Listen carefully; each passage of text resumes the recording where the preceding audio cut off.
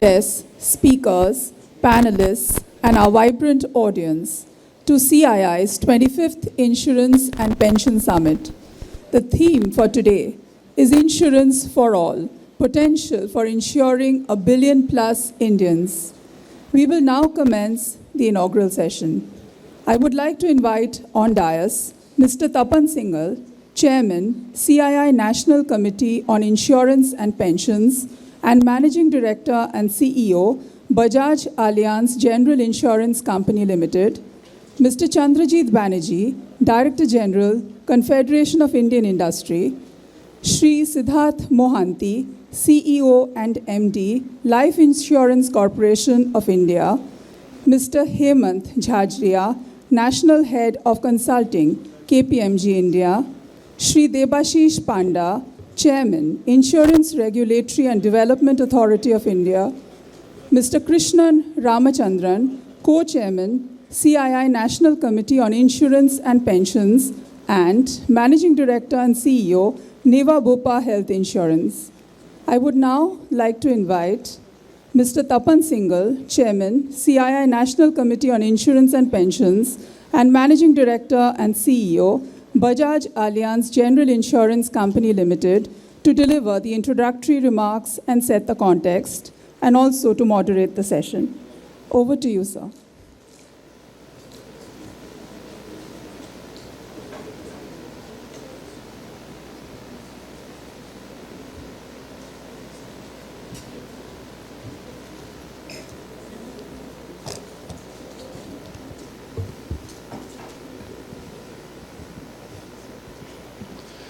Thank you very much. First and foremost, a warm welcome to our chairman, Mr. Panda, who took time from his busy schedule to be here at a very critical juncture of where the industry is. And I think under his leadership, the industry has moved at a very rapid pace and is now at the inflection point where 2047 Insurance for All is no more a slogan, but a reality which is going to happen very soon. And a lot of actions have happened, be it creation of Bima Sugam, be it creation of, the company already got created and we already have the MD and CEO, Mr. Prasun, sitting in the front row, already being there. So whatever was being talked about, insurance at state level, all that action point or freeing up regulations or policy innovations, all that has already happened. And the inflection point has reached where we see the boost. And that is where, if I look at the CII forum, where we have people from all walks of life from an insurance industry perspective, be it intermediaries, be it insurance companies, be it life general, be it the tech companies, be it insurtech, be it the lawyers, everybody here. This is, I think, the only forum in the country where you have every stakeholder possible, and that is part of this room. So thank you, sir, and a warm welcome to you for being here. The other person, Mr. Tangrila, though he's sitting on the other side in the front, anchoring it all, our additional secretary from the Ministry of Finance. And thank you for the time that you took, Mr. Tangrila, to be here. I think very open to listening to ideas. He was there in the open closed-door meeting, which happened just before this, taking all inputs, discussing what more the government can do in terms of be it act change, be it in terms of looking forward to ensuring that the industry gets a boost and putting it. I've had the opportunity to be with him in a lot of forums, speak to him on issues. A very progressive person, and he's a part of a panel coming up later in the day. And I would urge all of you to be part of that, interact with him. I've always benefited a lot from interaction that I had with him, and thank you, Mr. Tangila, for being here. And then we have Mr. Mohanty from LIC, the CMD, one of the most dynamic CMDs, again very progressive. And when I speak to him, though he is the CMD from the life industry, his understanding of the basic root level work which has to be done for every citizen of the country is something which I have always admired and loved the way he's able to bring it to the fore. And right now I think we're talking of crop insurance, and he's actually mentioning how do we use technology at crop insurance at the farmer level to be able to answer that. So thank you, Mr. Mohanty, for being here. We have my co-chairs, Mr. Krishnan and Mr. Jagannathan, one here, one there. So we're anchoring from both the sides. Yeah? So I think they have always been such huge support in whatever we have done. So thank you for being here. we have from KPMG, and he'll be presenting a paper in terms of, again, the insurance for all, and thank you for that. CB again, the Director General. I do not know how many of you have been here, but CB is one person in this country.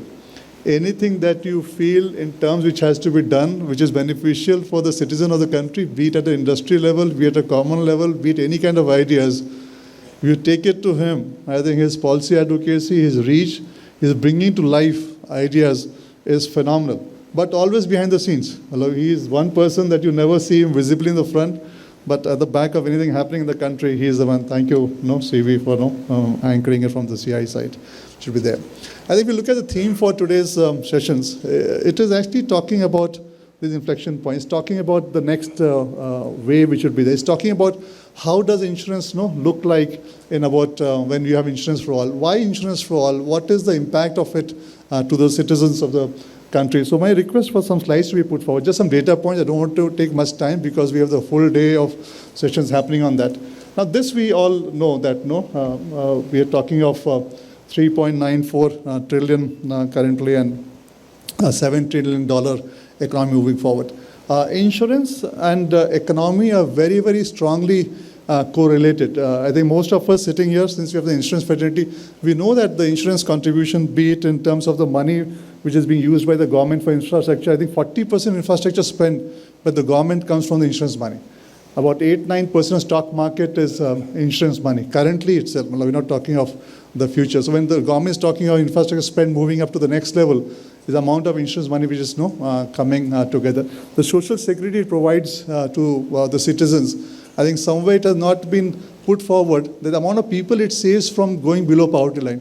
There was a WHO report that about 10 crore Indians every year go below poverty line because they're not able to afford health expenses which should be there, and that is what pushes them to that level. I think if you put all this correlation of the number of farmer suicides which have gone down in states where this crop insurance was implemented well, when you put a correlation of the impact that the insurance has on society and the economy, I think it's phenomenal, and that's why it's critical to link the two together. We move to the next one, please.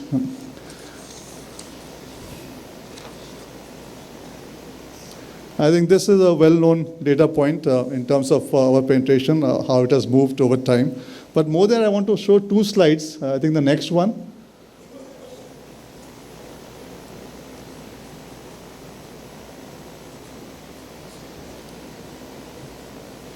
Yeah. So if you look at the position industry today, where it is, and then I'll try to show as to where the industry will be in 2047 or when we have insurance for all. Currently, we have 30 crore population covered by insurance. We have for general insurance 3 lakh crore as the premium, for life about 8 lakh crore. We have 70 insurers, 12 reinsurers. And we have about 4 lakh insurance employees, 97,000 crore, about a lakh crore deployed as capital, and 65 lakh distribution touch points and about 9,000 surveys. This is what we have currently in terms of what we are contributing, be it to employment or be it to the capital requirement. But let's move to the slide on 247 when it happens, what exactly we're talking about. Next, please. This, I think, we know this pretty well by now. Next. This, again, I thought but I want to go to the slide on 247 and come back to this one. Next, yes. So let's look at 247. When the industry reaches 247, what are we talking about actually? So what from the data that I mentioned earlier, we are talking of covering 160 crore population, a 70 lakh crore general insurance premium at a 14% CAGR. We are talking of 107 lakh crore life insurance premium. We are talking of 200 national insurance company, 1,000 regional insurance companies, 100 reinsurers into the Indian market, 30 lakh insurance employees. We are talking of 10 lakh crore investment to be made into the business. We are talking of 6.5 crore distribution touch points. We are talking of 45,000 surveys now. I wanted these two slides to be seen in conjunction. When we talk of insurance for all, what are we exactly talking about in terms of where the country would be? Now, when you put this together, to what impact does it have on the priority areas of the government of India, of the country, and the social impact? If you put this together, start thinking about what impact does it have on employment generation for the country. When you put this together, what impact does it have in generating funds for the infrastructure creation of the country? What impact does it have in terms of the social security for the country? When you put this correlation together, then you understand the power of the industry and what exactly, when the chairman says insurance for all by 247, what exactly does it mean? That is just not a slogan which sounds fancy. It has huge reaching impact on the country and what it does to the economy. Now, if I go back again to the previous slide that I was talking about, if you look at it, how it translates, you will have 2x the airports, which is about 300. The manufacturing share rises to about 28%. Now 60,000 kilometer greenfield e-ways to be made. In healthcare, you have 450 billion dollars to be kind of spent for in 2047. You have 3 million more hospital beds to be created. What does it mean? It means that you have to have many more hospitals in the country. It means you have to have many more medical colleges in the country. It means to have 5 million doctors in the country. If you look at the workforce, the GDP per capita moving to $17,500, 400 million more women in the workforce by 247. You will have to have 2x the female participation. You will have the savings to move. You will have power energy. So just put together the whole story to understand the magnitude of it. Today, when a catastrophic loss happens, let's say in Sikkim, you have all these SME, MSMEs that we talk about, and suddenly from yesterday being entrepreneurs, being industrialists, to the next day being on street and being below poverty line. Just one event. Even with the best efforts of the government, you can't get them back to where it is. The entire backbone gets broken. Insurance can and should and will play a role in ensuring this does not happen. Insurance will play a role in ensuring that nobody goes below poverty line because they can't afford health, in terms of the expenses happen, the missing middle as it is called. Insurance will play a role for the traders. It will play a role for employment generation. It will play a role in the nation building much beyond any other industry which can do. And through CI, and we'll be hearing CB speak about it also, in terms of the connectivity of different parts of CI together and collectively putting it together. The era of silos is gone. The eras of collaboration in building the nation to what it has to be has and is there now. And there's no other time better than this to do this. And today's day, we'll be talking about it. Thank you for all being here, and a warm welcome to each one of you. And with that,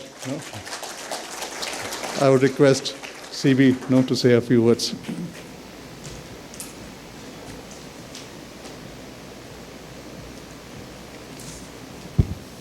Thank you very much, Tapan. Thanks and welcome, my own welcome to everyone, especially the Chairman IRDA.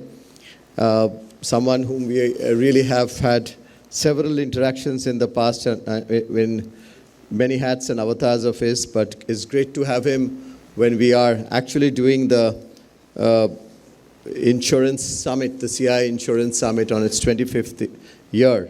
So it's great to have him for this very milestone summit, and when we have merged it, or rather doing it coinciding with the Health Summit. So great to have Mr. Debasish Panda, and looking forward to listening to you, and wonderful presentation actually by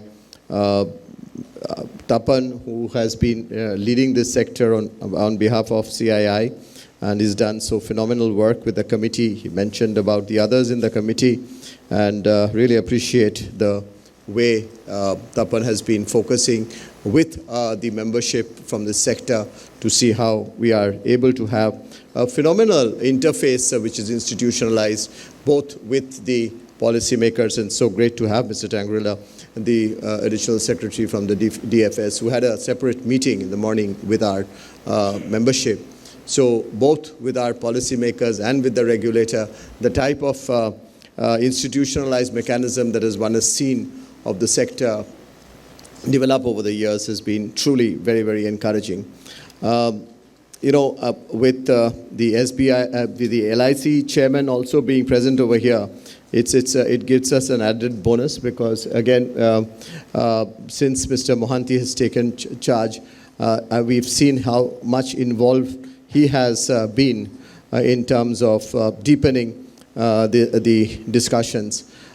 Just not to stand in the way of some of the important speakers that follows, and as Tapan was mentioning, it's good to work quietly on many matters. But when I had once broached to Tapan that let's work for insurance for all, he said that will it be good for me to really champion that, because he belongs to the sector. I said that it is you who will have to champion that, and we'll have to build this up very strongly in CII, and we are very keen that we are able to really work in a committed way for this. And as I was talking to the chairman in the morning, the IRDAI chairman, he said that if there is, we are so well placed and poised to really take that forward with all our digitization in place, etc.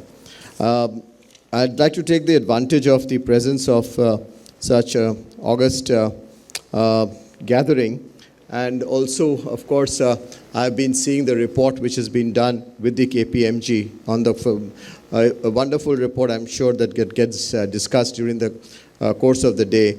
Very, very quickly, if I can rush through a couple of points. And as as an institution, as CII, we would look to, of course, working closely with the regulator to develop a curriculum for all the training of agents. This is something that has come up from the committee. The Tapan had mentioned that. And the idea would be to really ensure that we incorporate the global best practices which can help build trust through greater customer orientation. Again, building trust is one very important area that we have focused on. The second, as CII, we are keen to undertake a sort of an annual exercise of impact assessment of regulatory actions which has been taken, because that has been very, very far-reaching in the last few. We have seen the way the regulator has done great outreach, and we believe that this would really help in creating a regulatory environment which has the regulated entities on board for some of the much more bolder reforms which we look forward to coming.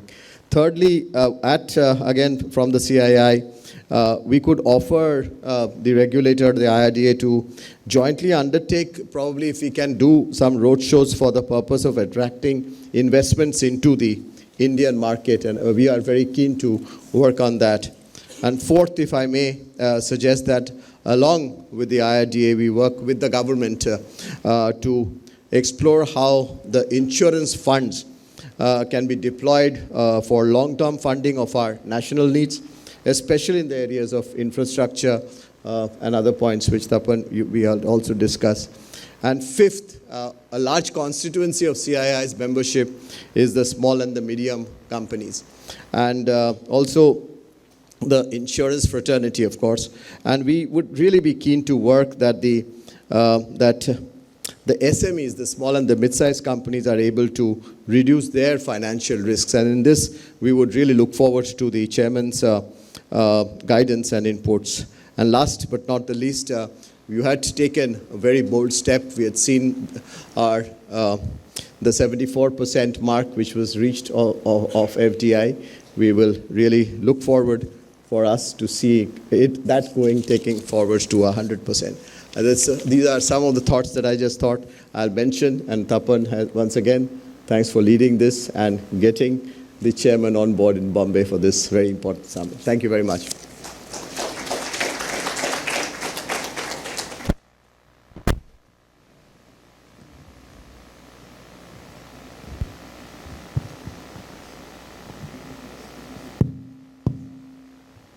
Thank you, CB, for setting the contest. And I think the role of CI in putting the collaboration together, the skilling center, the center of excellence that you have, of seeing how do we generate at least 1 million more employment, is something that we see together. How do we put that together, CB? And we'll be looking at you. But now I request Mr. Mohanty, one of the most dynamic officers which has been working with Mr. Mohanty for quite some time, to give a special address on this occasion. Good morning.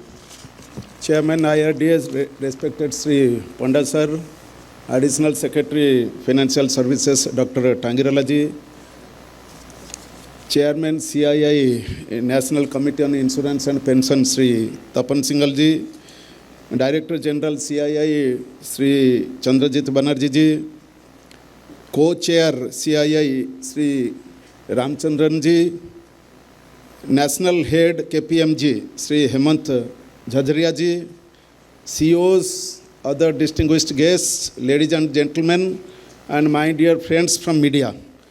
At the outset, I thank CII, especially Sri Tapanji, for inviting me to this forum to share my thoughts on insurance for all, which is very close to everybody's heart present here.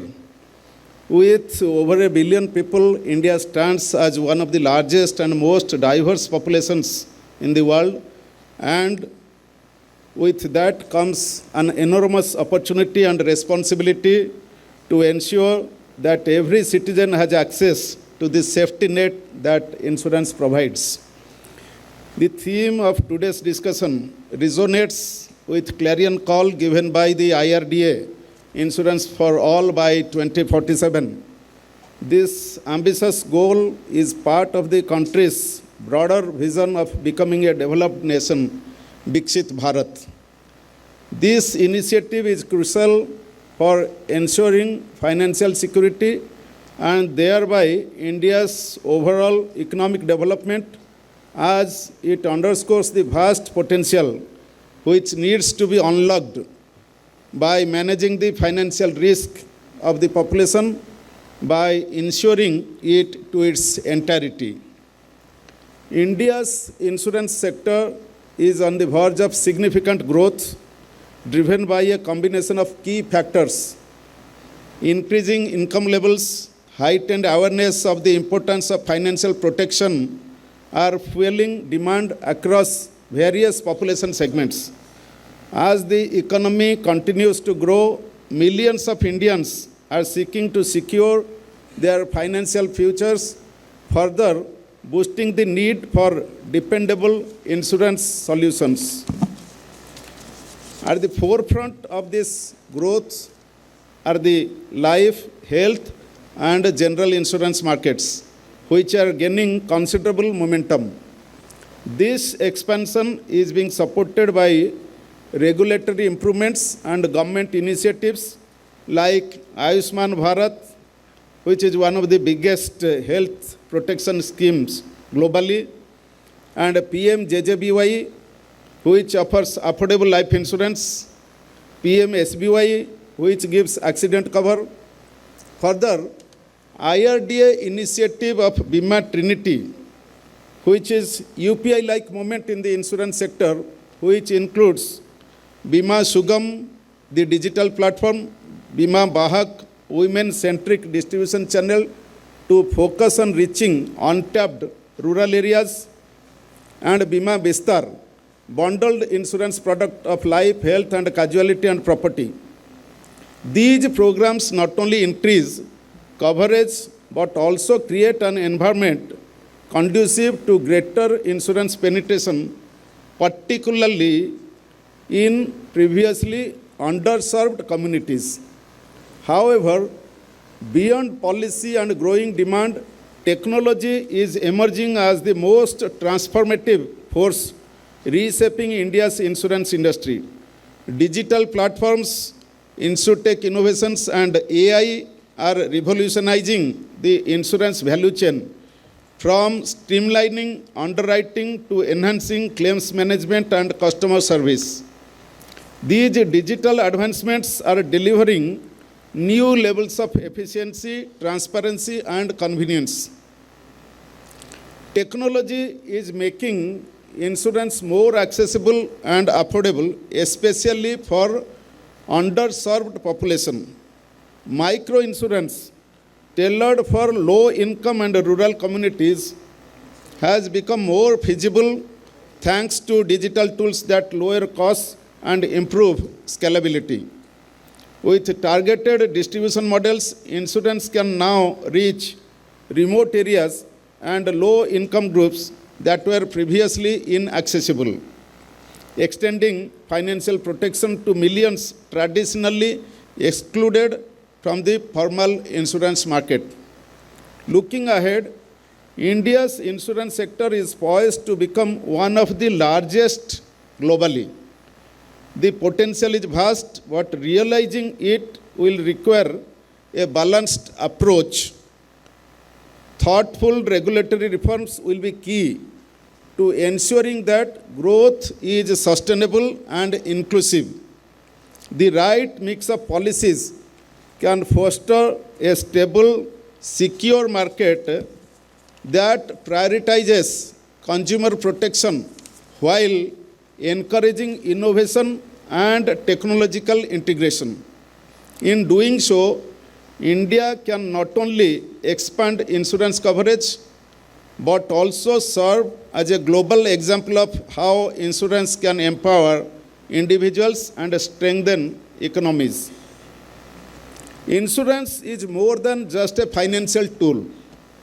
By providing individuals, businesses, and communities with a safety net, insurance empowers people to take calculated risks and make ambitious plans for their future. A robust insurance sector helps address some of India's most pressing social challenges, from financial inclusion, which ensures that even the most vulnerable have access to financial security, to disaster preparedness. Insurance plays a key role in mitigating risks and cushioning the economic shocks that can come from natural calamities, health crises, or business disruptions. By promoting transparency and safeguarding consumer interests, the insurance sector builds trust, which is crucial for wider adoption. Trust, after all, is the foundation upon which a more secure, more confident society can be built. The insurance industry has the responsibility to ensure that consumer empowerment is at the heart of its operations, offering people protection, peace of mind, and a reliable means of planning for the future. As we look towards the future, we must not overlook the growing importance of pension in India. With a rapidly aging population, our country faces an increasing need for secure retirement solutions. The pension sector is at a critical juncture. We must address the challenges it faces, such as lack of sufficient savings, limited awareness, and access to formal pension schemes, while also tapping into the opportunities for growth. To achieve sustainable growth in the pension sector, both public and private players must collaborate to design schemes that cater to a diverse population. The goal should be to ensure that every Indian can superannuate with dignity and financial independence, regardless of their economic background.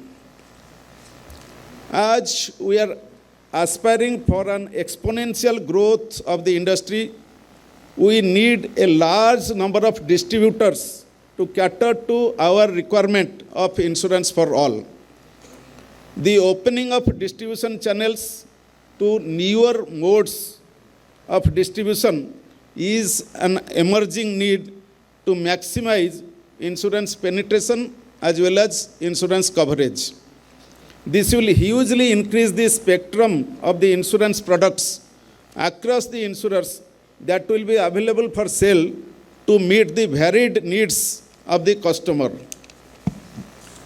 Everyone would appreciate that reaching over 1 billion people is no easy task. As we are serious about insurance for all, we must rethink how we distribute and market insurance products.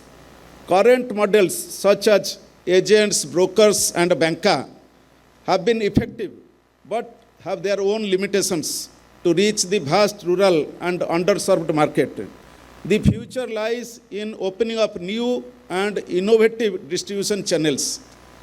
By collaborating with non-traditional players such as telecom companies, fintech firms, and e-commerce platforms, we can significantly increase our outreach.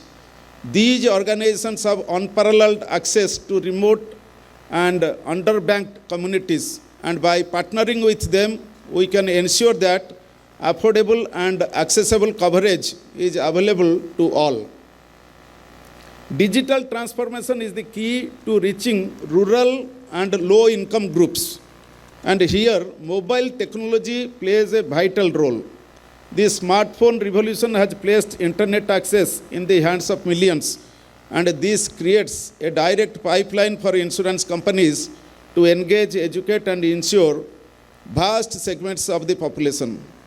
Of course, regulatory support will be essential to ensure that these innovations are nurtured and scaled appropriately. The integration of new technologies is perhaps the most exciting development in the insurance industry today. Technologies like AI, ML, and automation are revolutionizing underwriting, claims processing, and risk assessment. These innovations make insurance more efficient, customer-friendly, and accessible across the value chain. Startups and tech-driven companies are reshaping the insurance landscape with innovative products, streamlined processes, and personalized customer experiences. Blockchain technology is being explored to provide secure and transparent transactions, reducing fraud and increasing trust. Mobile apps, chatbots, and online platforms are simplifying the process of purchasing and managing policies, making it easier for consumers to access and understand their coverage. However, as we embrace digital transformation, we must also prioritize cybersecurity. With the growing reliance on digital systems comes the increased risk of cyber attacks and data breaches. Protecting sensitive customer information must be top priority for the insurance sector as it expands its digital footprint. In conclusion, the potential for insuring 1 billion plus people in India is real and within our grasp. With the right combination of innovation, regulation, and collaboration, we can achieve insurance penetration at unprecedented level. The opportunities are vast, but so are the responsibilities. The role of insurance is not just to provide financial protection. It is to empower individuals, build resilience, and foster a more confident and a secure society. With this, I thank CII, especially Mr. Tapan Singhal, and all the dignitaries. And I also thank Shri Debasish Panda ji, our chairman IRDA, who will guide us through this long journey of achieving insurance for all by 2047. Thank you. Thanks a lot. Thank you, Mr. Mohanty. I think a lovely speech. You've laid the full roadmap, in terms of how it has to move right up to data security and everything. So thank you very much for your wonderful speech. I request Hemant now from KPMG first to have the presentation and then the unveiling of the report. And CB is already telling me that it's a lovely report that you have prepared. So we are very excited to see it.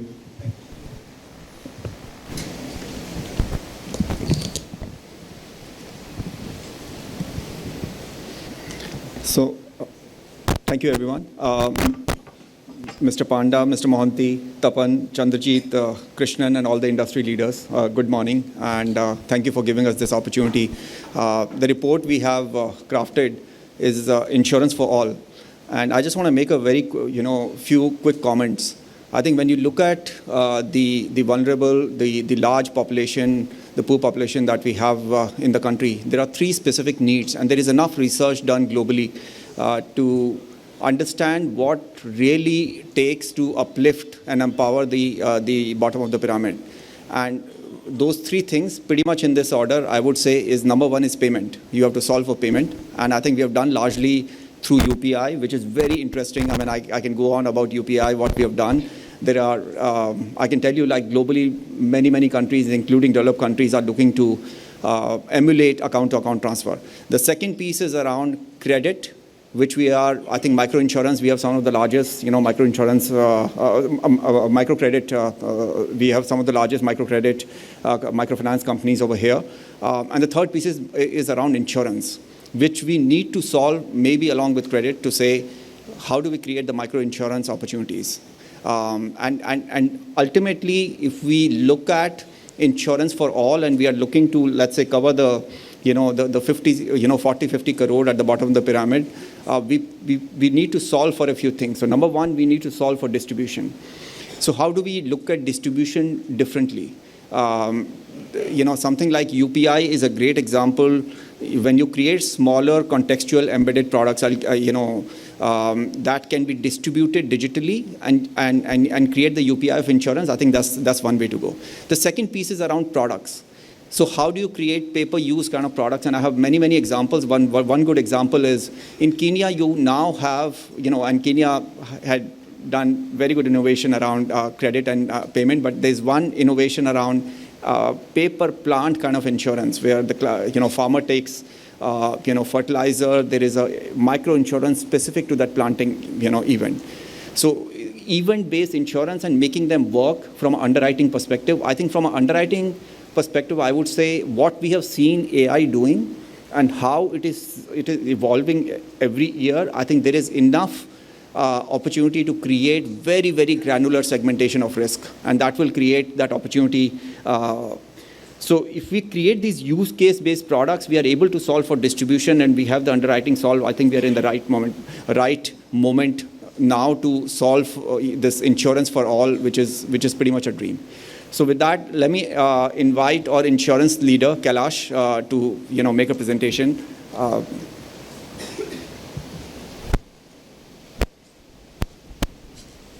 Thanks, Hemant. Morning, everyone. Mr. Panda, Mr. Tapan, CB, Krishnan, Mr. Mohanty. Thank you so much, and a very warm welcome to all of you as well. What we'll do is, while we unveil the thought leadership, right, we were guided by the overarching principle to say that, look, what will it take, what will it require to ensure everyone. Now, everyone is a very, very lucid, right? And being an actuary, I said, let me try and peg a number to it. So we said, okay, what if we were to insure 1 billion plus people? And then that's the target we took, right? We've got 1 billion plus, we could make that 1.5 billion, or 1.7 billion, whatever be the number. So that's, on that note, I'll probably just, kind of flip through some of the key slides, and we can then get into the unveiling of the thought leadership. Do we have the slides? Yes, we do. So let's look at the journey so far, right? What is it that we've looked at? We've got a 15% plus CAGR over the last, say, couple of decades. We are sitting at an insurance penetration of 4.0, right? What is it that will require, and Tapan did share a few numbers as well, and broadly, Tapan, our numbers kind of do align, so thank you for setting the tone. And what we are saying is that you would need to look at an insurance penetration of 6 plus. Is it 6.2, is it 6.5? You've got a large range of numbers, right? But definitely 6 plus. And at the same time, going forward, we'll have to grow at a CAGR of roughly 14%. And that is somewhere broadly we should be hitting a billion mark, right? Few assumptions have gone behind it, but broadly we've said that by 2047, 2045, we should be around a $46 trillion economy, US, and that's the kind of the basis of this maths, right? What are the key imperatives that we are looking at, right? So what we are talking about is propositions for the underinsured. Now, when I call out underinsured, I'm actually not saying people who have no insurance or who have little insurance. I'm kind of bucketing both of them under the same umbrella, right? And saying that, look, you've got a bunch of guys who are underinsured. Could be they are uninsured. Could be they have some limited insurance, be it on life, be it on health, be it on property and casualty, right? The mantra has to be protect the life and the livelihood. So that's a catchphrase that I would probably want to leave all of us with and say that, look, let us try and protect the life and the livelihood of the individual. So again, alluding to the example that was called out, right? You've got startup ecosystems, you've got the CEOs, and suddenly a Nat Cat event hits them, and they're pretty much doomsday scenario for these guys, right? So the livelihood has to be taken care of as well as the life of those individuals. the distribution has to reach the last mile. Now, come to think of it, if we are talking about insuring 1 billion plus people, right? We've got a bunch already insured, but where is the growth going to come from? It's going to come from tier 2 cities, tier 3 cities, and beyond. And that is where the cost benefit kind of plays in, right? There is so much that can be, or there are only so many lives that can be insured in tier 1 cities. The growth has to come from tier 2 and beyond, right? So the distribution has to reach the last mile. And definitely it has to be on the basis of tech enablement. And we are not using technology, we are not talking AI, we are not talking insurtech, fintech in a silo, we are saying tech enablement as a largish umbrella.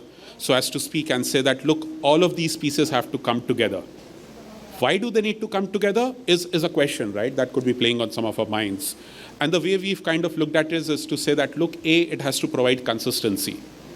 B, it has to be trustworthy. And then that was one of the words that again came up earlier today, right? So it's got to be consistent, it's got to be trustworthy. Cost effectiveness is an icing on the cake. So if we take cost and say, look, tech will drive costs down, I think we are looking at it differently. We should rather look at that, what is the benefit it brings to the table, and as and when we get economies of scale, we get the largest influence, cost efficiencies are the icing on the cake. And then that's, again, the thought that I would leave. Now what we've done is we've broken it down into some of the elements, so we'll just go to the next slide and look at what are the product propositions, right? And again, in no specific order, but we thought that we'll just call out some of the products which really warrant some serious attention. Crop insurance, micro, macro, and health, right? Crop, I think we've already talked about, Mr. Mohanty also alluded to it in the closed room session as well as a while ago. This is something that actually addresses almost 40% plus of the population, right? The agrarian economy, we are still an agrarian economy, so as to say, at a core, while we are a more service-driven economy. Microinsurance, coming up with products where you can actually come up with a construct of pay as you go. You want to cover for a couple of days, you want to take your family along to a hill station, you want a life cover, you want a travel insurance. We've seen some green shoots around that in the recent past, but can we systematically go after and address that? Look, these are some of the micro insurance offerings. These are some of the pay-as-you-go offerings that could culminate into providing an appropriate risk cover. Macro, talking from a physical risk, transition risk, and then getting into liability risk, right? Especially with climate change looming large, right? There are certain pockets when we look at the global landscape where practically those pockets are, for want of a better word, and I'll apologize in advance, uninsurable. No one really wants to pick up or cover those risks. Why? The very fact that the claims losses or the ratios are too high for anyone to have a diversification benefit and make it an insurance proposition. We should try and avoid that uninsurable, kind of a sinkhole at us. What are the key imperatives that we are looking at, right? Have a comprehensive cover on a lower scale, talk about data mining, data lineages, look at some affordable solutions to address the bottom of the pyramid. Leverage tech. While you get trust, you get consistency, you get a systematic approach, but definitely the cost efficiencies, right? Let's press on, and I've already got a signal on time, so let's press on, talking about the distribution. What is it that it will warrant or it will take to hit distribution and take it to the last mile, right? So we are saying that, look, roughly almost a fourth are not able to find the life insurance product or are not able to appreciate it, right? Almost 40% lack know-how for property cover, right? And we can go on and on, right? You conduct a survey, you do an outreach, you will get data. But what is it that will require, right? So is it going to be the traditional agency, bancassurance, broking, direct channels, or is it going to be something else? We believe the growth will come from this something else. And then we've talked about it, the Bima Trinity as we address it. So you've got the Bima Sugam, the Bima Vahak, the Bima, right? So all the three have to come together and say that, yes, we will make it happen.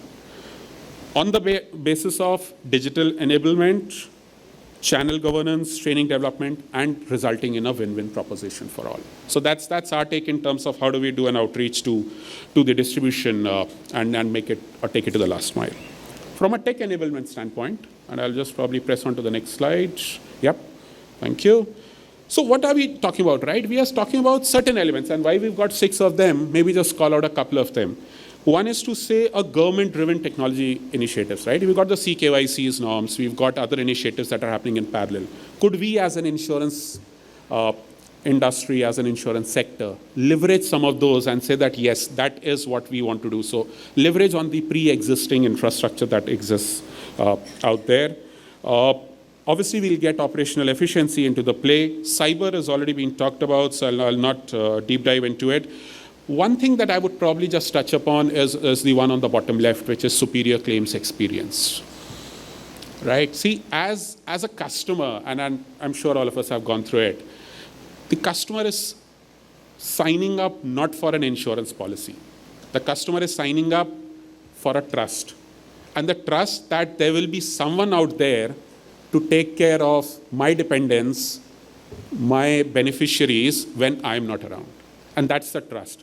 So enhancing and ensuring that the claims experience is taken care of, is addressed, I think is paramount, and that is something that we'll have to delve on, right? If we are unable to crack it and we have cases piling up, outreaches being made in various industry forums, on social media, I think we've somewhere lost the battle already. Okay, so in conclusion, just to maybe kind of wrap up, what is it that we are saying, right? So what we are saying, 4 stakeholders, regulatory as definitely a critical stakeholder to the table. We'll have insurers, we'll have intermediaries, and we'll have the fintechs, right? All these 4 stakeholders have to come together to address the policyholder need. It's not as if, while policyholder is not there on the slide, but all these 4 have to come together to address the needs of the policyholder, who's kind of the customer and at the center of it, right? So from a regulatory ask, promote, reach, last mile penetration, have policy enablement perspective, and that's what we are seeking. From an insurance standpoint, what we are saying is curate propositions, have flavors, have products, which kind of, create awareness and create that last mile connectivity. Intermediaries, from a distribution standpoint, definitely a critical stakeholder in the room. Adequate reach, appropriate communication. So we see, and we talked about a bit of a mis-selling as well, and we've done that. How do we address those elements? And fintechs, greater usage of data, digital, and analytics that we can come out, right? So that kind of summarizes. Sorry, I rushed through. I was getting a pointer, but happy to take any thoughts. Sandeep, if that permits, or yeah, could we have the TL? So, Mr. Panda, if we could request you to unveil the TL, the thought leadership. Could we have more copies?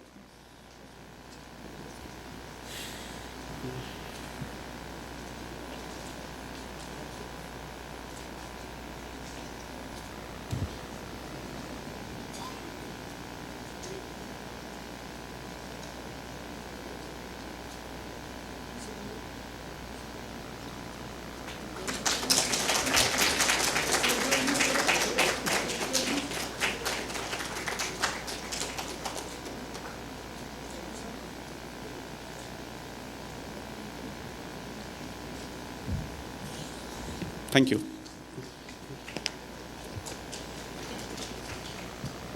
Thank you for the lovely presentation, and thank you for the report, Hemant.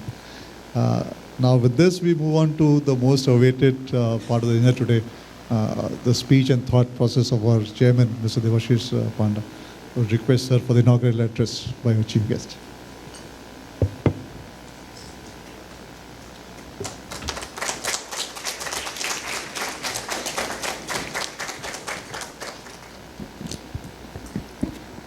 Namaskar, very good morning to all of you. Today, it's a great pleasure to be here today.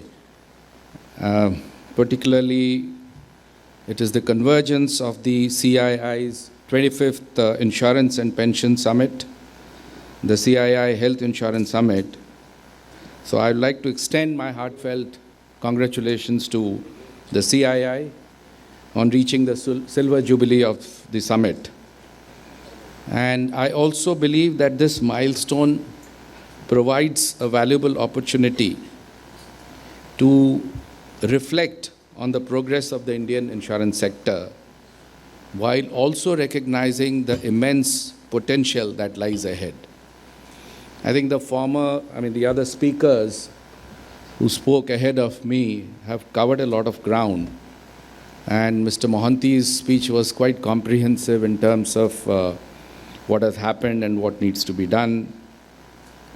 So he has made my task easier, and Tapan, of course, giving that bigger picture as to how the Indian economy is growing, how we have more disposable incomes which can be channelized into financial instruments, and insurance is one of the key instruments that people would look at. Distribution, technology, digitization, digital transformation, I think these are all something which goes without saying, imperative if we want to march towards Viksit Bharat by 2047 and insurance for all well before 2047. The event today is also assumed even greater significance because it also coincides with the 25th anniversary of the IRDAI. So that symbolizes, and this also symbolizes a period of profound transformation which has happened in the Indian insurance landscape. And together these milestones also mark a very crucial point in time for the sector as we witness its evolution, which is being fueled by regulatory reforms, a developmental mindset, and also a collective commitment towards achieving the bold vision of insurance for all by 2047. So here, if I look at two major stakeholders, the government, the regulator, are on the same line as far as the thinking is concerned as to how to take the sector forward. And great support for the sector from the government also will enable each one of you to plan your businesses because of the continuity of the policies, the taxation regime, and so on and so forth. The regulatory reforms actually have been opened up in a manner which will be conducive to foster growth and development grow responsibly with keeping consumers at the core. So the approach is consumers first, and everything else follows later. Now, the theme of these summits also drives inspiration from this very vision. So before diving deeper into it, let me pose a question to you. Now, what do you think is the most critical factor in ensuring that we insure over 1 billion people by 2047? Is it offering a variety of products? Is it competitive pricing? Is it quick claim settlement and grievance redressal? Is it about raising awareness or improving infrastructure? Is it about encouraging innovation and embracing technology? I would like to say, while all of these are crucial and of utmost essential, the key lies in something more deeper. It's important to know and understand our policyholders. So how well do we understand our policyholders or the prospects? And how effectively we create a delightful insurance experience for them. And that's where the customer's first approach has to be adopted by the industry, by the sector, and by each one of you. Insurance at its core is a promise. So you are only selling a promise to protect people during uncertain and times of distress, right? So for this promise to resonate with 1 billion people, it must be built on the pillars of trust and transparency. And that can only be achieved through a deep understanding of the policyholders' needs by delivering exactly what they require in a simple and accessible manner. Now, I would like to take the example of the Pradhan Mantri Jan Dhan Yojana. If you take the example of Jan Dhan accounts, the financial inclusion program wasn't just about a zero balance banking. It was about understanding the needs of the underserved people or the unserved people. How do we get them into the fold of formal banking?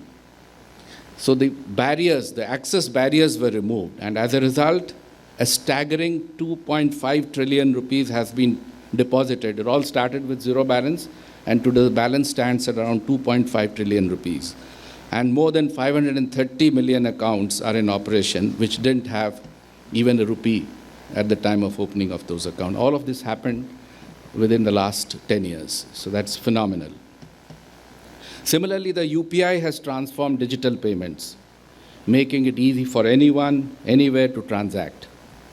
UPI is simple, widely accessible, interoperable, and has become part of our daily routines.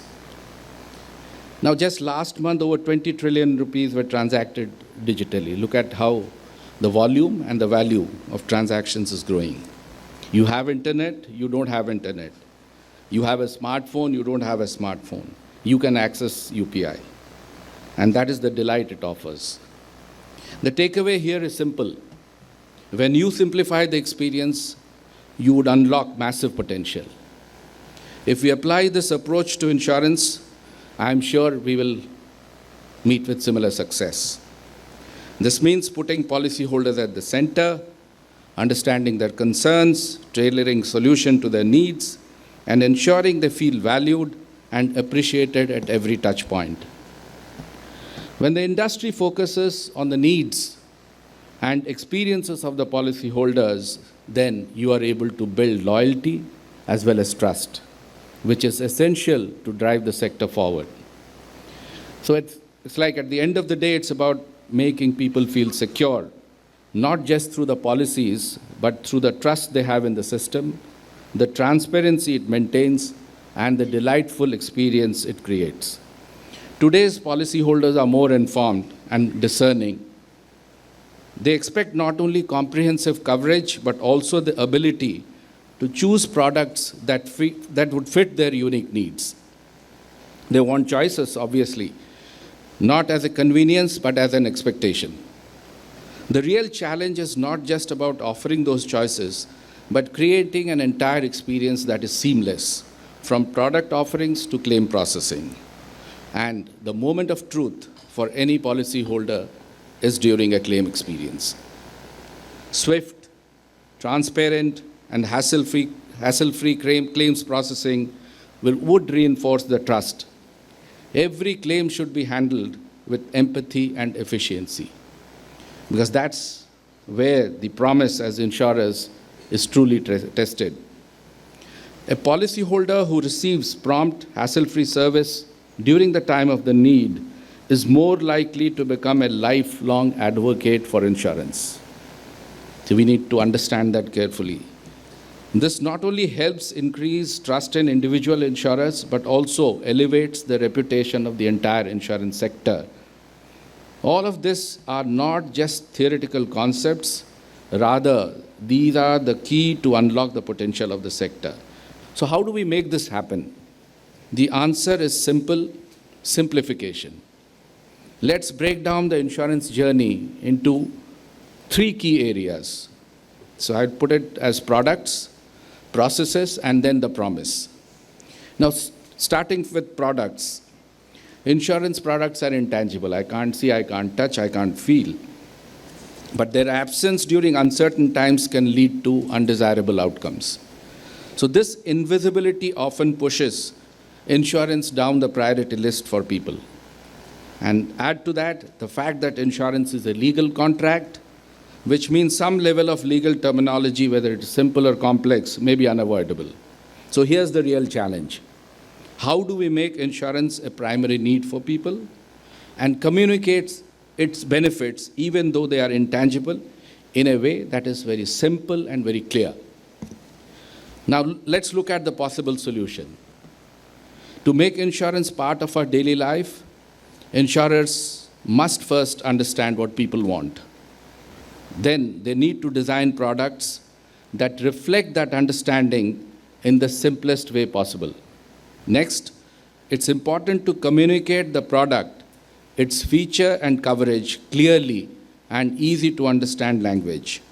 Today, introduction of products have become much easier due to the use and file system. And that allows insurers to launch over more than 90% of the products without waiting for any regulatory approval.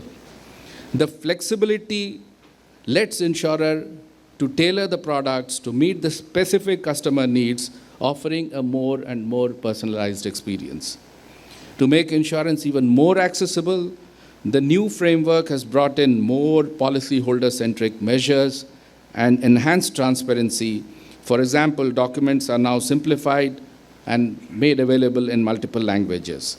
This allows policyholders to understand their coverage and make informed decisions. Each product today comes with a prospectus, comes with a customer information sheet, and where the key details of coverage, exclusions, inclusions, do's and don'ts, how to file claims, grievance mechanisms, all of that are mentioned. Then you have the customized benefit illustrations for saving related products so that customers know exactly what they are getting. And with that, you also have the 30-day free look period where customers can review their policies and cancel if necessary.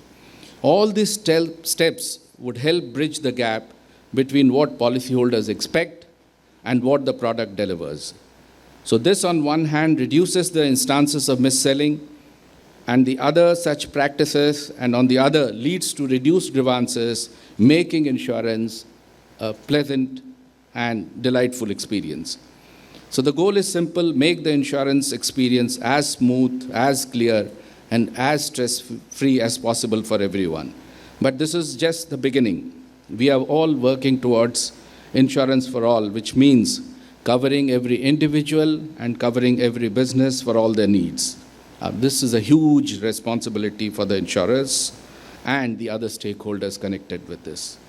So we need to address gaps in the traditional areas like life, health, property, motor, crop, and so on and so forth. This is our top priority, but we also need to focus on the underserved markets like the MSME sector, the missing middle in health, emerging risks like climate change, cyber threats. One can go on and on. When it comes to crop insurance, just not insuring the paddy and the wheat, but you have horticultural crops, you have animal husbandry, you have fisheries, you have poultry, you have dairy. I mean, you can go on and see, look at the plethora of opportunities that you have. And in a country as diverse as India, we cannot have a one-size-fits-all solution. I think that's where the challenge lies ahead of you. The millennials, the Generation Z, they all want today personalized, more flexible products that fit into their tech-driven lives. Older generations would seek tailored health insurance and retirement solutions. Corporates would need bespoke offerings, while individuals at the bottom of the pyramid benefit from a parametric or index insurance. We must meet the unique needs of all these groups, and more, times are changing. So take health insurance, for example. Since the pandemic, health needs have evolved, influenced by shifting family structures, urban migration, and lifestyle diseases. New medical technologies are available today, robotic surgeries and so on and so forth, which are transforming the health landscape. So insurers need to adapt by offering products that provide maximum coverage for these modern realities. Recent regulations have moved in this direction with requirements for covering all age groups, pre-existing conditions, and chronic diseases. So say if I talk about senior citizens, they are beyond the working age, they have limited incomes, they are at a greater risk of facing health issues. So all of these reforms would benefit senior citizens the most, who otherwise remain outside the insurance net due to limited availability of affordable insurance solutions and products. So not just that, insurers have also been mandated to offer products covering people with disabilities, the transgender community, those dealing with mental health challenges, and special conditions like surrogacy. So the focus must remain on inclusivity and providing comprehensive coverage. Now, new opportunities are also emerging.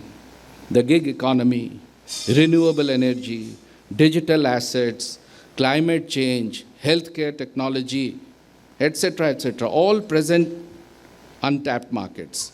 Insurers can stay relevant by developing products for these sectors, further driving insurance penetration into the underserved areas. So now is the time for the insurers to seize this golden opportunity by creating products that cater to the modern needs. Now, considering insurance is uniquely positioned to offer financial products that combine savings, protection, longevity benefits, the possibilities are again immense.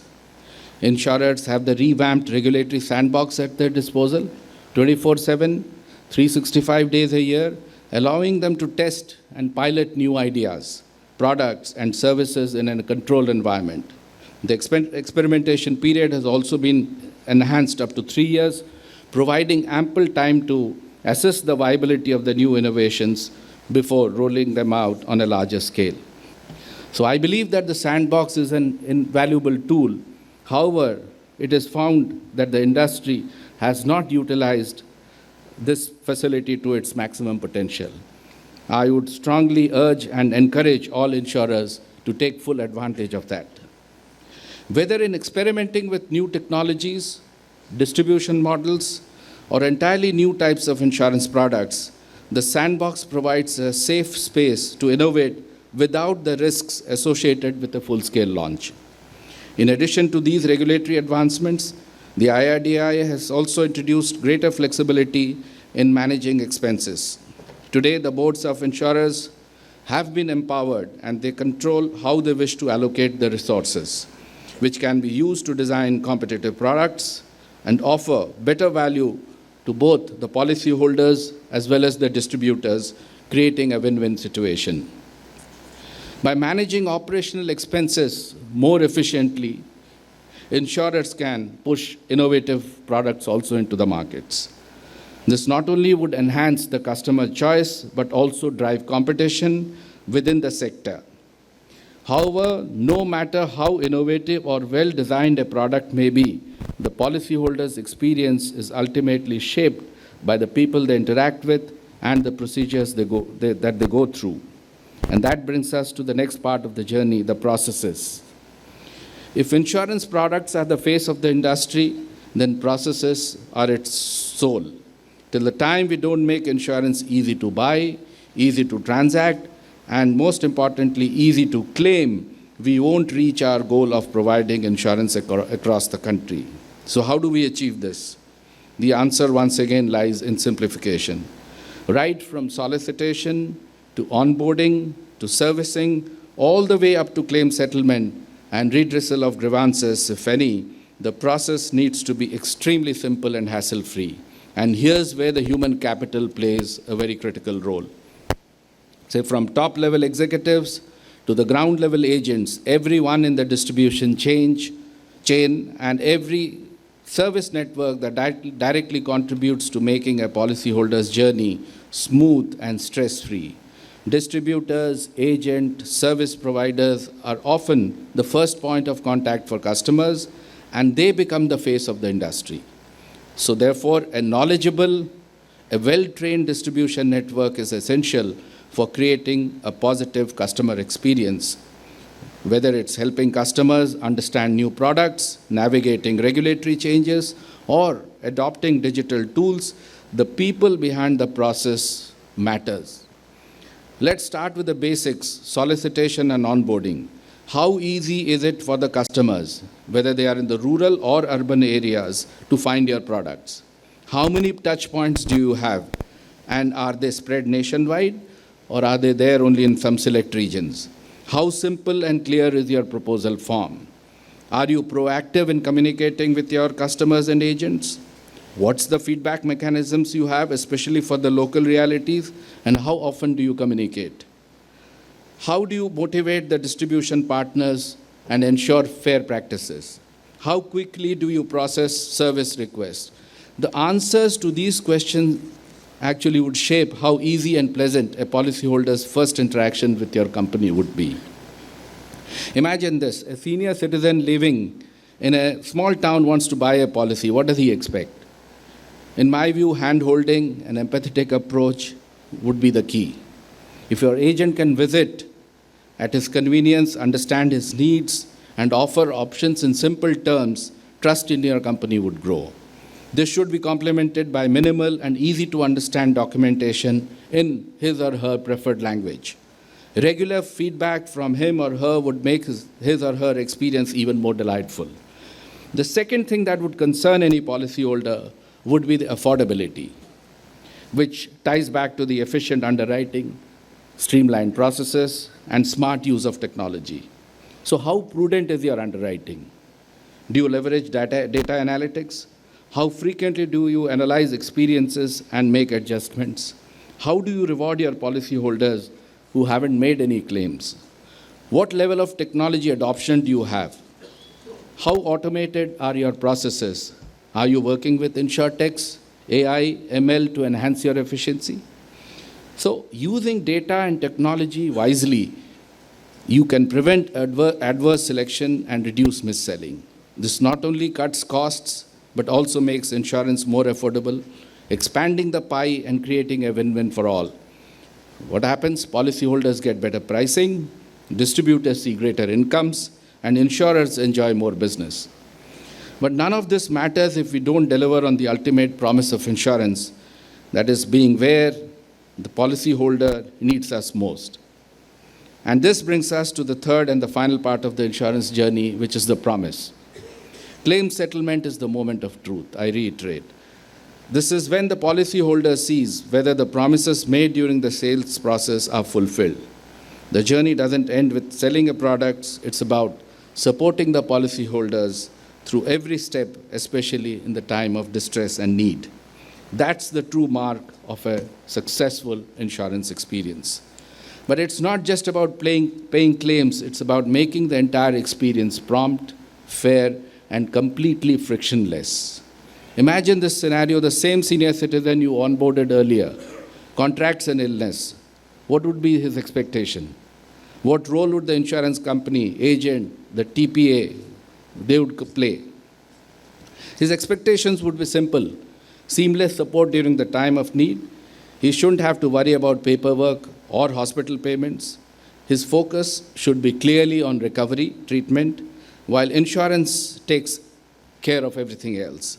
So I would envision a system where the insurance company handles everything end to end, from arranging transport to the hospital, assisting him during the treatment, all the way to the discharge. The process should be smooth and efficient. Ideally, it should be a 100% cashless experience. He walks into the hospital, receives treatment, and walks out without touching his wallet. The insurer should take care of the payments directly with the healthcare provider, ensuring customer delight while strengthening relationships with the hospitals. It's a win-win. Policyholders enjoy hassle-free care, hospitals get paid promptly, and insurers gain the goodwill, leading to more trust and more business. So a seamless claims process depends on your collaboration. Both insurers and healthcare providers must work together to reduce these inefficiencies. This will improve underwriting, ensure fair pricing, and guarantee timely claim settlements. The introduction of the National Health Claims Exchange could be a game changer, allowing for faster, more seamless claim settlements across the board. While the insurance companies have got onboarded, the hospitals must come forward, and it will only help the entire ecosystem, and it will be a win-win for all the stakeholders. I would look at the level of delight should aim to provide for policyholders. Insurance should be made simple. It feels like magic, and this isn't just a fantasy. We have the technology today. With blockchain, smart contracts, automated systems, payouts can be triggered automatically. Say, for example, events like flight cancellation or delays. The policyholder doesn't need to do anything. At the airport itself, they get the claimant once the plane gets cancelled. So that's the future we are building towards. I can go on and on with such examples for every line of business. The point I am trying to make here is that The ultimate goal is to make insurance so seamless, so integrated into everyday life that people don't even notice it until they need it. When the moment comes, insurance should quietly work in the background, taking care of everything. The shift will take insurance from being something complicated and distant to a service that effortlessly provides a peace of mind. That's the kind of transformation we need to make insurance an integral and a trusted part of everyone's lives. In this direction, the upcoming Bima Trinity holds significant promise of making insurance a very pleasant experience, while fostering trust and focusing on inclusion, availability, accessibility, and most important, affordability. I'm happy to inform that its implementation is at advanced stages. For the uninitiated, this unique trinity includes Bima Vistar, a simple benefit-based product with parametric triggers. The Bima Vahak, which would be a localized, women-centric insurance field force, and the Bima Sugam, which would be an electronic marketplace protocol, which would democratize and universalize insurance. This protocol would get connected with India Stack to utilize the unique national digital infrastructure, enabling seamless delivery of insurance services. It would be a game changer in the insurance landscape. You may ask how.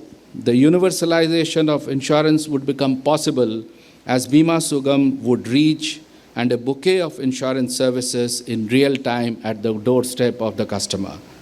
The tech-led e-marketplace would transcend geographical boundaries and income disparities. It would provide all the necessary information and available offerings at a single place, thereby reducing the information asymmetry.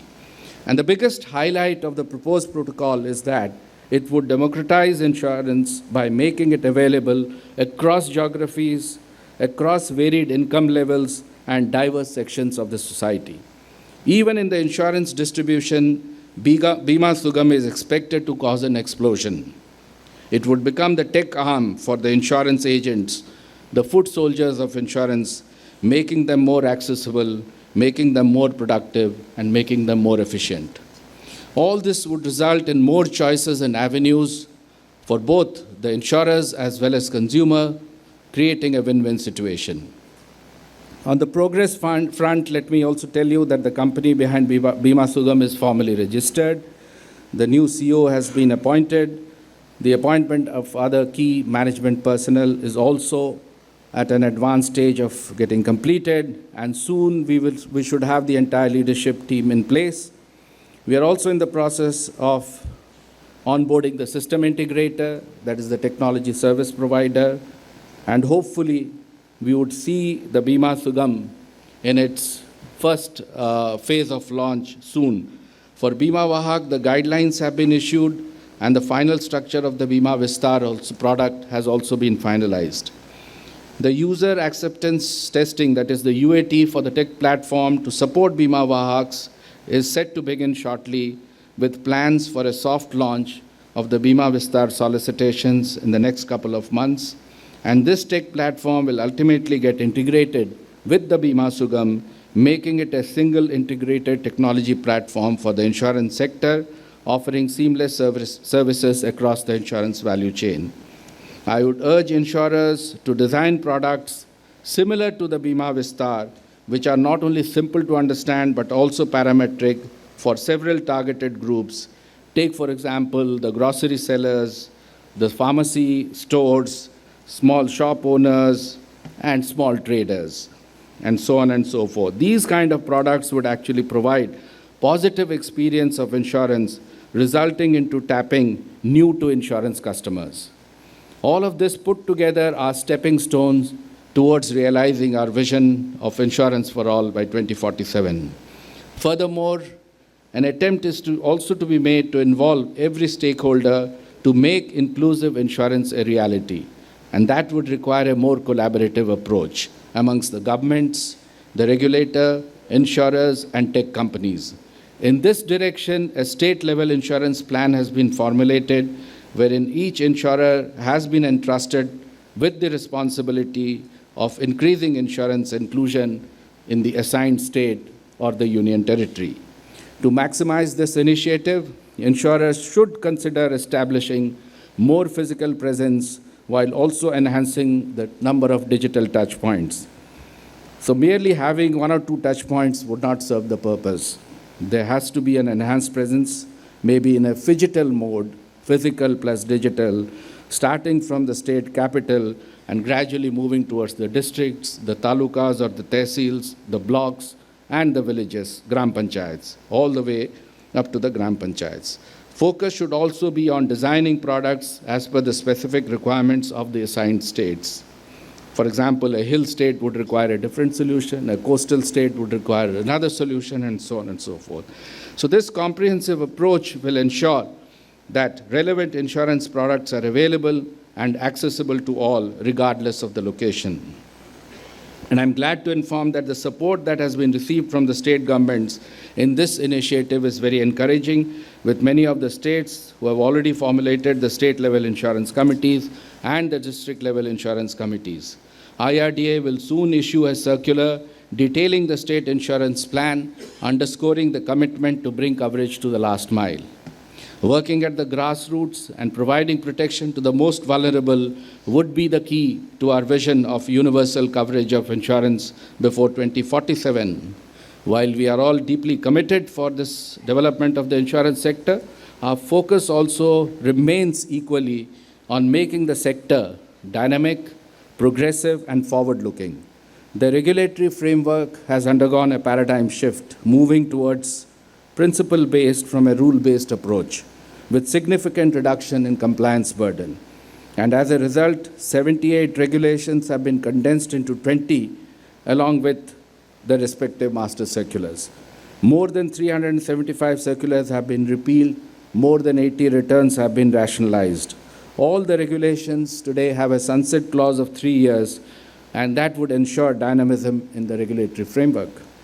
It's also worthy to note that these reforms have started yielding positive outcomes, as evidenced by entry of 6 new insurers over the last 2 years, after a hiatus of 12 years in the life segment and 5 years in both general and health segment.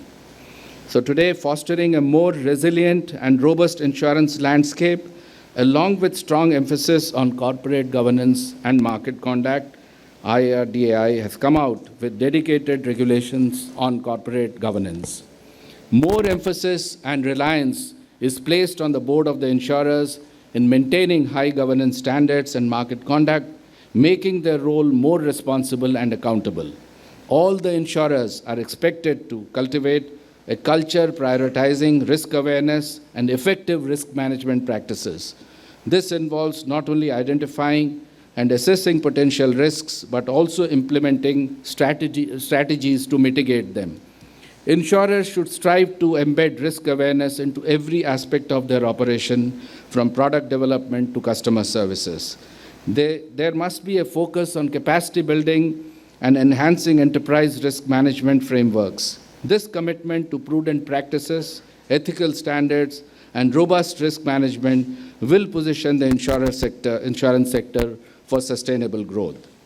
And in this direction, the sector is actively moving towards its future self with the implementation of initiatives which has been undertaken by the IRDAI.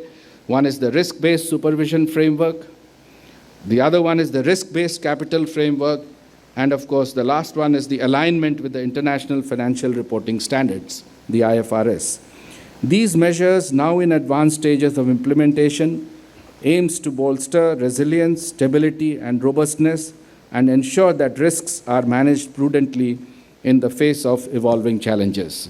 The participation of all the stakeholders would become essential in creating this ecosystem which meets the needs of our citizens while driving innovation and ensuring protection for all, whether it is protecting the financial well-being of families, safeguarding the dreams of young entrepreneurs, or supporting businesses, either they are small or they are big. Friends, the work ahead is exciting and immense. We have the technology, we have the regulatory framework, and most importantly, the will to transform insurance in India. As we look forward to 2047 and our vision of insurance for all, let's remember that we are not just building a system, we are building a safety net for 1.4 billion countrymen, our fellow citizens. And that, my friends, is a mission worth pursuing with passion, purpose, and determination. And let me assure you, our vision of insurance for all by 2047 is very much a possibility, and 2047 is just the outer limit. Let's strive together to make it a reality very soon. Thank you very much. Dhanyavad. Namaskar.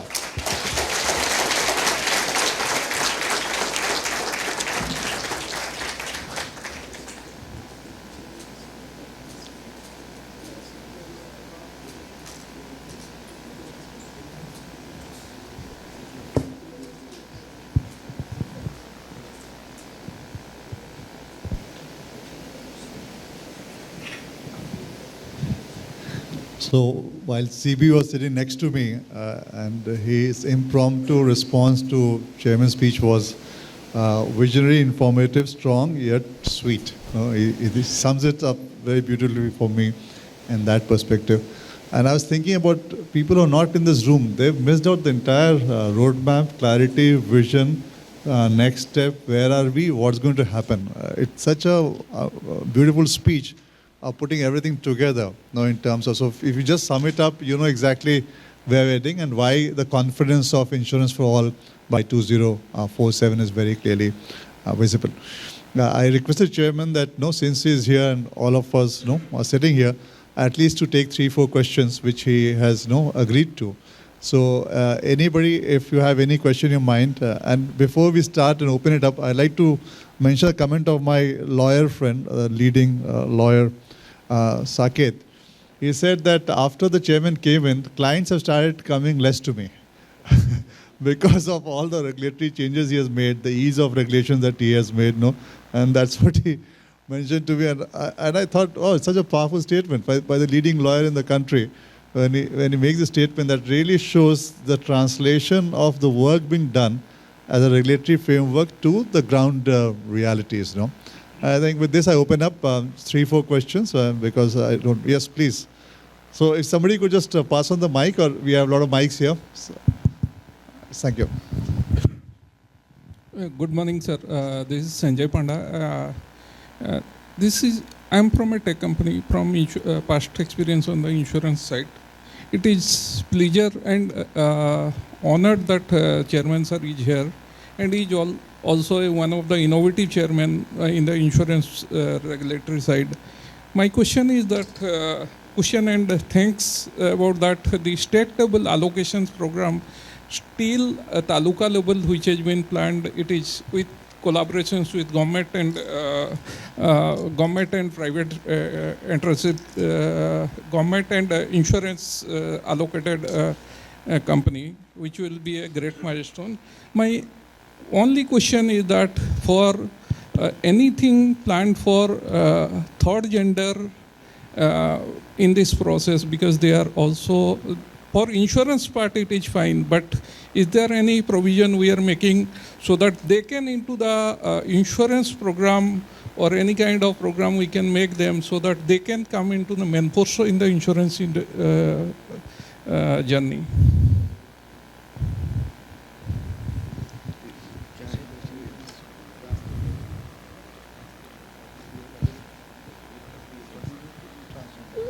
Three kinds of, sir. One is transgender, freshers, and women workforce who have dropped out from the job, and for fourth category who are just like parental cause, they left their job, maybe not entered into the job category. If these kind of four category of people will trap, and insurance is the one word who start with trust, so they can place into the. Okay, thank you. I think I understood your concern. See, I think I did make very clear in my address that when it comes to health insurance, all, irrespective of the medical conditions, irrespective of the age, irrespective of the gender, you need to design products for a comprehensive and specific coverage for that particular condition. Chronic illness, mental illness, surrogacy, everything possible. I mean, nothing has been left out. So that is the kind of thing we want to emerge as far as the health insurance segment is concerned. And today, with the use and file regime in place, no approval is required from the regulator. The insurance companies are empowered fully to design such products and launch in the market. So I expect that sooner than later, you will find a multitude of products with each insurance company, and every such class or category of citizens who wants to avail health insurance facility will get access. So therefore, accessibility, availability, and then of course affordability is what we are talking about. That's the mantra as we move towards 2040. Thank you for your Thank you, question. thank I you. think if you look at also the Bima Wahak construct, which the chairman mentioned in his speech, is a woman-centric distribution force at the root level of the Indian setup at the village panchayat level is what is being created. I think his focus on all this has been very, very clear. And the master circular, if we look at on the health regulations, addresses quite a few points that you have mentioned. So anybody in the front row here, any question? I think I see some people very deeply involved in the process. Saket, do you want to go and ask the chairman some question? So, the regulatory reforms that you've brought in since you've come has opened up the processes significantly. Going forward, consolidation is required in the industry. How do you as the regulator see that and support that?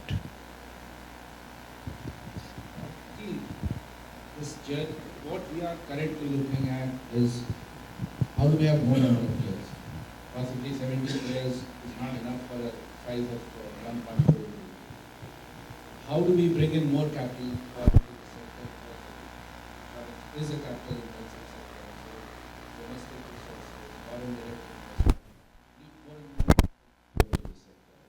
We have to cover 1.4 billion people. Obviously, I think Mr. Singhal, in his presentation, gave a picture of how it will look like when we reach 2047. So we have to be prepared.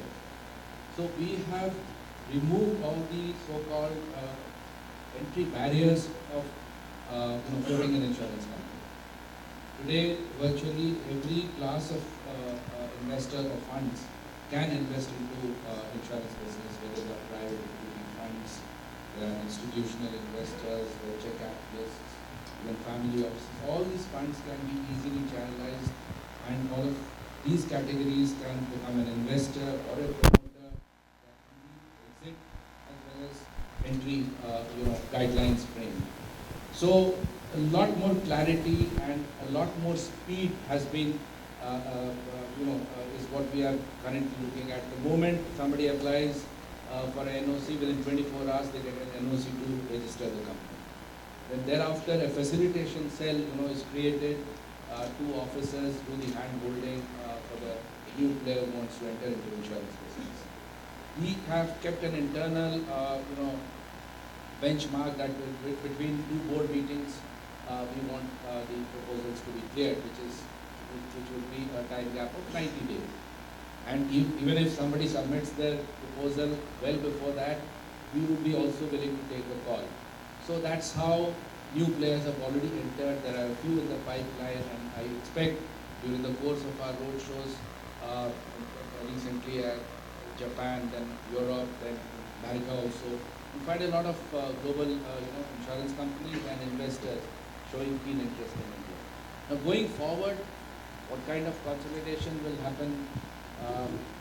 That is a part of the process, so we'll negotiate that as and when it comes. But I think the processes have been smoothened with TATs all set for ourselves, and I think now the prospects, new companies, they are seeking more time than the speed with which we are moving.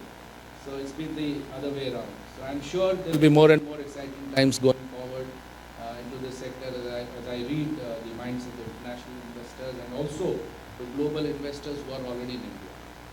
So I would also request through this forum the other conglomerates and other big groups should enter into the insurance sector in India. It's a very exciting time. So if we heard his comment, it says now the rate is faster than the people applying for. No, I think it's such an interesting comment, and it's always very encouraging. I think I'll have a last question on Yashish, since Yashish is here and he's not prepared, I know, but just I'm sure that since you have been part of the transformation, the distill part of it, and a lot of talk is happening in taking in the last mile, reaching the last mile, and distill playing a big role on that. No, I think so. Maybe. No, thank you very much. I was absolutely unprepared for this. But I would say, sir, given that a lot of people who are in touch with the consumer on a regular basis are the sellers of insurance, your thoughts on the MGA concept, because I fundamentally believe that can, give a lot of finishing ability, closure ability, as well as product delivery ability to the end consumer. See, first of all, we are having open mind for any good suggestion that comes onto the table. A lot of institutionalized frameworks have been created within the IRDAI itself, and it's not episodic like the Bima month, and we are having meetings with the intermediaries now annually. So all of that will bring new ideas onto the table, whether it is an MGA or some other form. My request or my understanding of the Indian culture and ethos, having worked for 4 decades right from the grassroots, is that we have to come up with solutions which is typically customized to our context. What people will accept. Let's just not try and ape and model which has been successful in some part of the world. We need to learn from the good practices, no doubt, but we have to customize it to the Indian context. Say, for example, if you talk about distribution, typically a farmer, where will he go and buy insurance? Somebody goes from, say, Mumbai or Delhi to sell insurance in a remote village in India. Perhaps they would understand the needs. That's what I said during my address. We have to do it locally there. And which is the touch point that the customer every day, a farmer would touch. They are the potential distributors, to my mind. And that is, he goes to a fertilizer shop, he goes to a seed store, he goes to a bank where he goes to the mandi to sell his produce. So we should look that as a potential touch point, because he goes there, he knows them, that trust, all of that is inbuilt. Similarly, when we talk of going and buying motor insurance, where do you go every day or every second day? You go to a gas filling station, to a petrol pump. Why can't they become potential distributors of motor insurance? See, we have to look at these kind of solutions. Then insurance for all by 25%. People would have the trust. Because we're going every day, the petrol pump dealer will not vanish tomorrow. They're going to continue to remain there. Pharmacy store will continue to remain there. Why can't we use the Resident Welfare Association for selling home insurance along with life insurance? So, a lot of innovations and new models will have to be developed for distribution. The existing ones also need to be there, but we need to also create, because the market is huge.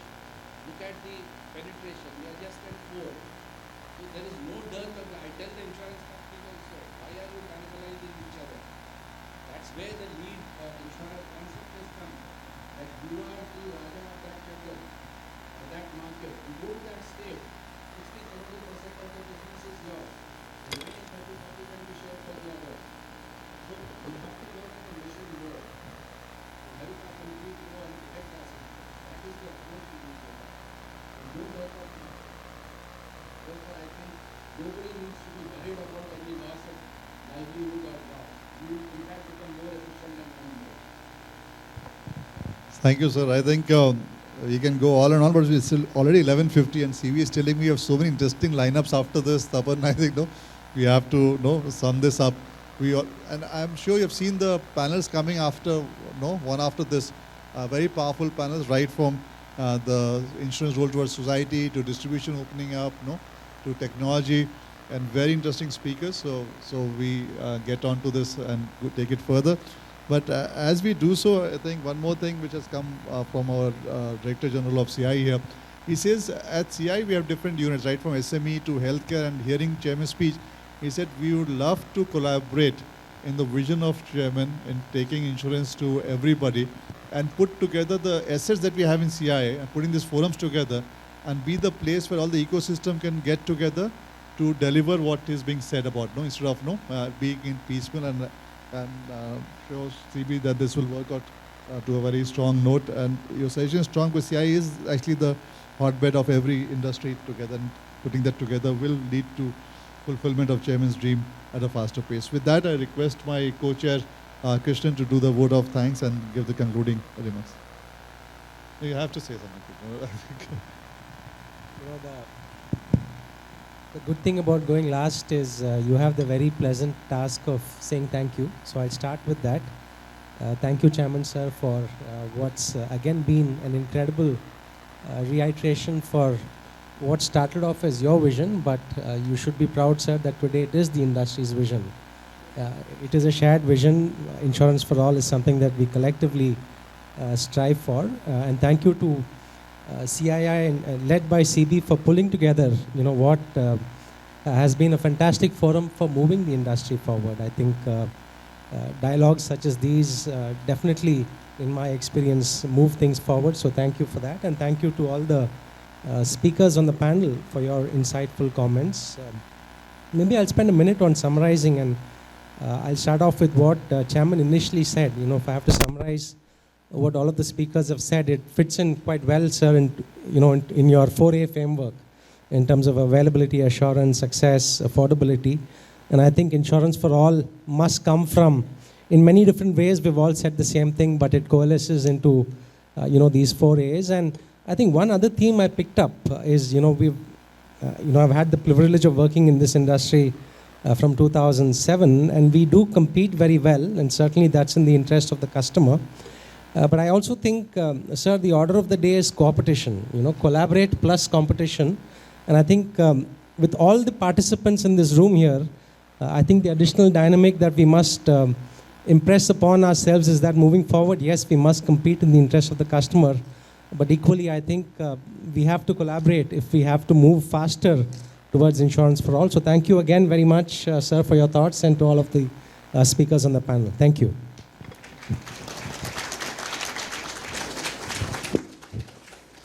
Thank you, speakers. Request you to please come forward for a photograph.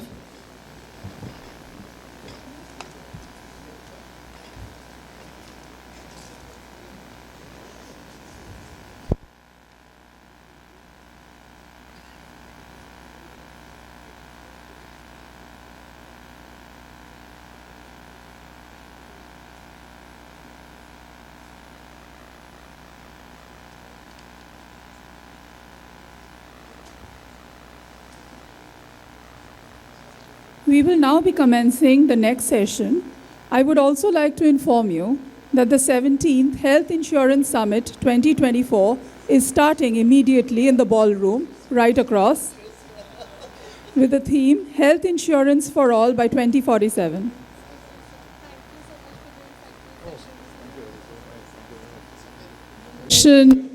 For the Insurance and Pension Summit in this room, I would also like to inform you that the 17th Health Insurance Summit is commencing in the ballroom right across.